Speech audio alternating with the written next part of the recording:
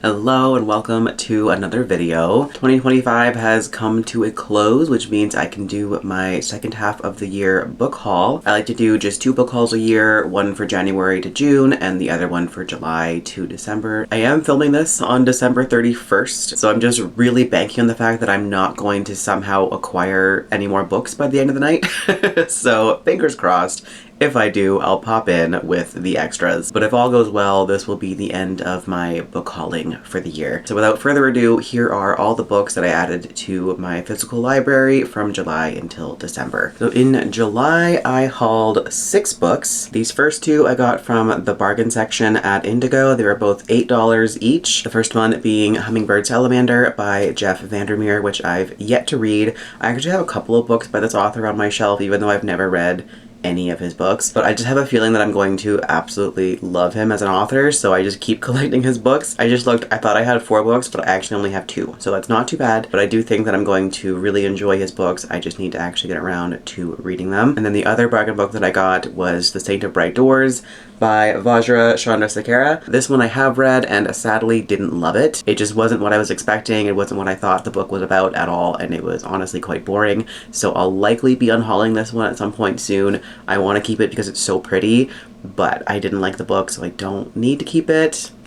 But we'll see. For now though, it stays on the shelf. And then these next 4 I bought used off of Facebook Marketplace. Somebody was selling a bunch of books and they were all in fantastic condition, and they were all also only $5. Starting with Winter's Orbit by Everina Maxwell. Have not read this one yet, but it's been on my TBR. I think this is one of the oldest books on my TBR actually. So this will hopefully get read at some point soon. I was doing a project all throughout this year where I was reading all the oldest books on my TBR. It's called Backlist Bash. If you missed it, I'll link the playlist down below. And once I wrapped up with that project, this one is now one of the oldest books on my TBR. I am going to be doing a more chill version of that project throughout all of next year as well. Not going as hard into it, but also be prioritizing my backlist. I also grabbed 6 Crimson Cranes by Elizabeth Lim. I don't often read YA anymore, but this one has been on my TBR. Again, it's one of the oldest books on my TBR. It's been there for like 4 years or so, so I do still at least want to try it, and for $5 I figured why not grab it. This cover is also stunning, so I don't mind looking at it either. And then for the 2 chunkers, I also grabbed Priory of the Orange Tree and A Day of Fallen Night, both by Samantha Shannon. It does bother me that this one is paperback and this one's hardcover, but I'm trying not to care so much about that, even though I definitely do, but it's fine. Again, I was not going to say no to these for $5, and they're in perfect condition too, so what am I to do? I have not read either of these ones. Priory I did try and read probably about 5 years ago. I tried at a time when I was not at all reading adult fantasy. This was one of the very first adult fantasy books that I ever attempted, and that was a poor choice on my part. So now that I do read more adult fantasy, I do want to try this one again, and I'm currently working on a vlog project where I retry books that I previously DNF'd, so this one will be in that video whenever that comes out. In August, I also hauled 6 books. Most of these were from a friend of mine. So the only one that was not from my friend was Sweet Nightmares by Tracy Wolff, who's the author of the Crave series, which I adore. I ate that series up, and this is a spinoff of that series. I did buy this new, but it was from HomeSense, and so it was only $10. I love that for me. Very reminiscent of like the Shadowhunter series and that kind of thing, so I'm very much looking forward to this one whenever that mood strikes. And then the next 5 were from my friend, starting with Red Rising and Golden Sun by Pierce Brown. This one is also going to be part of my project where I retry books that I previously DNF'd, because this one was the very first adult sci-fi that I tried to read, which again, poor choice. Maybe I should have eased myself in a little bit more.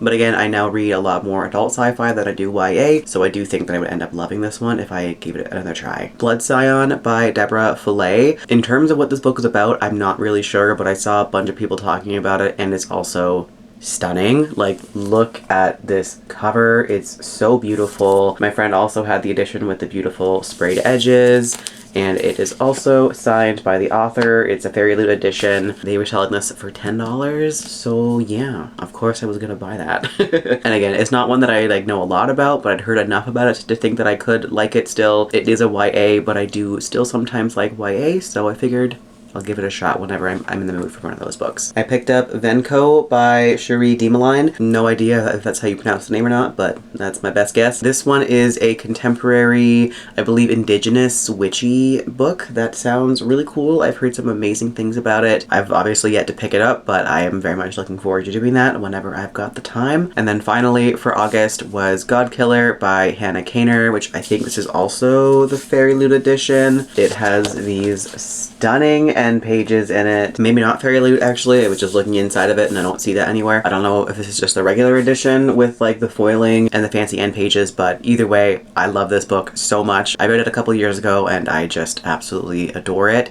I probably won't collect the entire series, but I did at least want to have book one on my shelf as a little trophy. In September, I hauled 3 books, starting with A House with Good Bones by T. Kingfisher, which I actually thrifted. I found this for like $10 at my favorite used bookstore in Toronto. It's not the cover that I love, but I wasn't going to pass it up. I do prefer the other cover, but it doesn't really matter, so I grabbed this one. And I also love this cover. It's badass, so I wasn't mad about it. But I have read this book and it was excellent, fantastic book, and I'm very happy to have it on my shelf. I want to one day own all of her books, and I'm just kind of slowly working my way towards that. I also grabbed Ocean's Godori by Elaine at the same used bookstore. This one I got for $9. It's been on my TBR for quite a while. I haven't heard the best thing about it, but for $9 I figured I might as well grab it. Why not? And at some point I'll get around to it. I did used to know what it was about, but I forget now. I know that it's a sci-fi. It's probably queer, knowing me. But either way, I am looking forward to getting to this one whenever I get around to that. And then finally for September was Truth Telling by Michelle Good.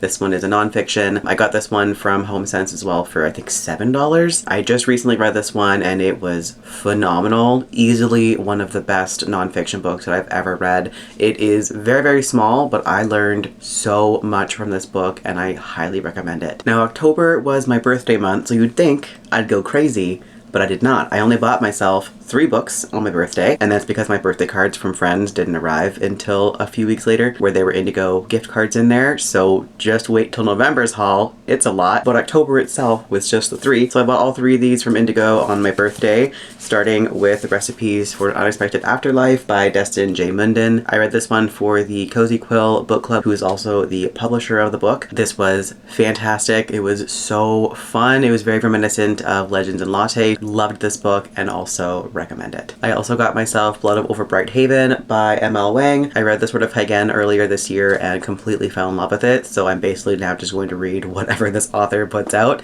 Haven't gotten to it yet, but I will soon. I promise. And then I also grabbed Ascension by ST Gibson, which is the sequel to Evocation. I didn't love Evocation, but I enjoyed it enough to definitely want to continue it, and I'm also obsessed with these covers. I just think they're so stunning and shiny. They have a ribbon bookmark, so I'm definitely going to keep buying them. I also own almost all of ST Gibson's books now as well, so I was just kind of adding to the collection with this one, of course. In November, I hauled, oh god, 12 books.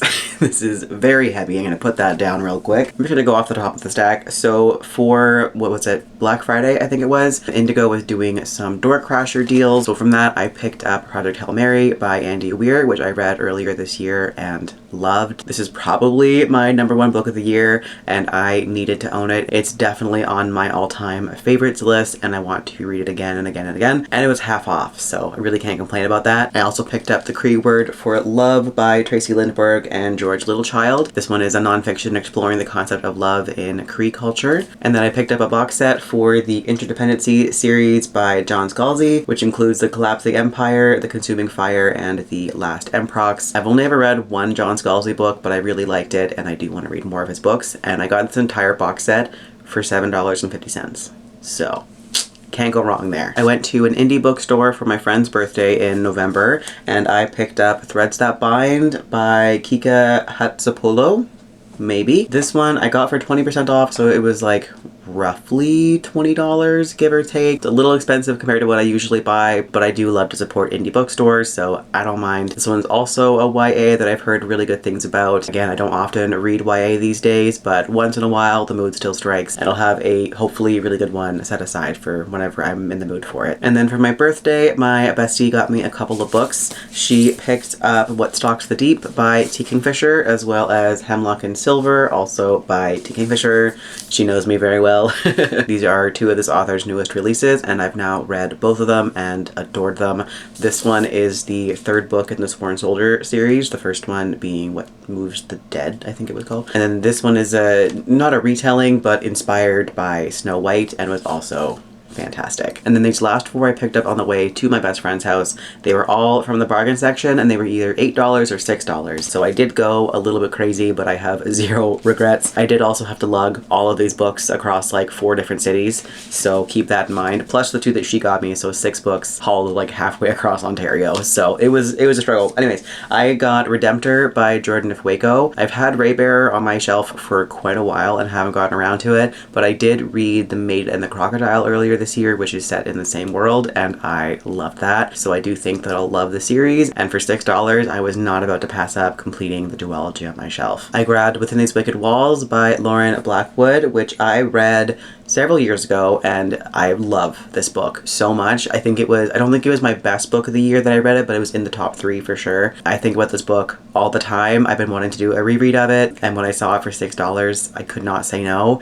If you like Crimson Peak, read this book. This is so Crimson Peak coded. It was excellent. It's a gothic Jane Eyre retelling, and it was so good. I also grabbed The Echo Wife by Sarah Gailey. This one was $8. This one wasn't actually on my Goodreads TBR, even though I love this author, just because the contents don't really interest me that much. But for $8, I wasn't going to pass it up, and I figured it's good to try something outside of my comfort zone once in a while. I've yet to get to it, but at some point I will do so, and hopefully I'll love it. And then finally for November was Sorrowland by River Solomon. This book is far outside of my comfort zone. Just the contents of it seems like it's a lot of body horror, and I believe things to do with pregnancy and motherhood, which gives me the ick like no other.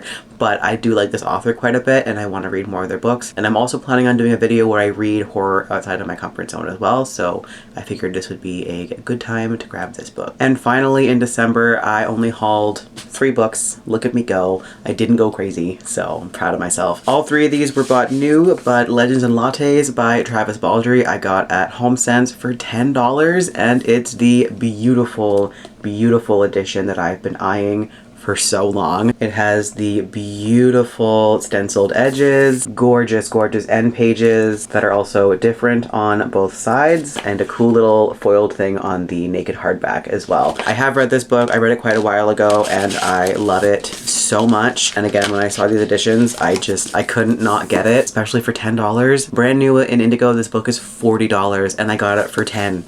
There's proof right there. $10. I'm so pleased. It is like the tiniest bit dinged up on the side there, but barely even noticeable, and for $10 I'm really not going to complain. And then these last 2 I bought brand new, but they were on sale for 30% off for hardcovers from Indigo, and these were a treat for myself for being brave at the dentist. So first up, I grabbed Better in Black by Cassandra Clare, which is 10 short stories set in the Shadowhunter world.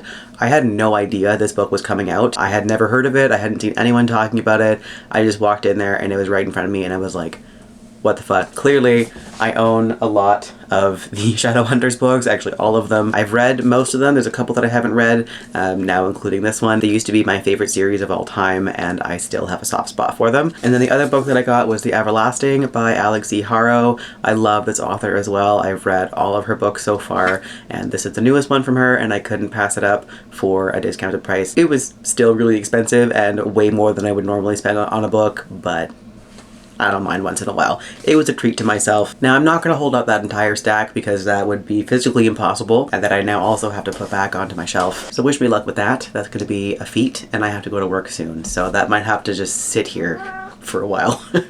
But since we're at the end of the year, let's also do some book haul stats, because why not? So in the entire year of 2025, I hauled 73 books, which is more than I thought, but not as bad as it could have been. At least there's that. Of those, I've only read 26 of them. Whoopsies. And in total, I spent roughly $781 in books this year, which I don't like seeing that number. But reading is my biggest hobby, so I'm not gonna get mad at myself for spending money on it. I've spent money on stupider things, so whatever. And also over the course of an entire year, that is really not that bad. And then as for where I sourced things from, my biggest piece of the pie was thrifted books, actually, with 37% of my books that I hauled this year being thrifted. Next highest was Indigo, with 26% of my books being from Indigo, and then everything else is 5% or less. I had a couple from Amazon. I try not to support Amazon, but once in a while they have a better price. A few from Book Outlet, a few from indie bookstores, a few from Marketplace, a few gifted, that kind of thing. But yeah, those are all the books that I hauled in the last half of 2025. If you've read any of these, let me know your thoughts on them down below. I'd also let me know what the prettiest book that you hauled last year was. I would love to hear that as well. But in the meantime, thanks a bunch for watching. I hope you're having a fantastic day wherever you are in the world, and I'll catch you in the next video.